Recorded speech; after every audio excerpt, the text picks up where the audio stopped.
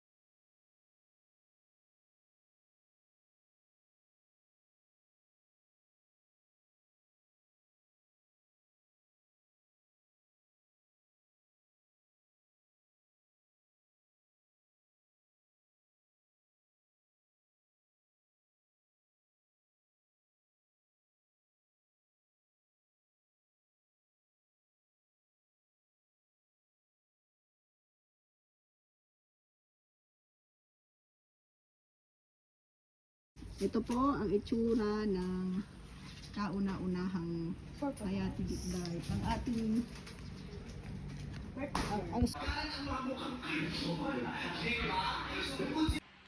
So, good morning guys.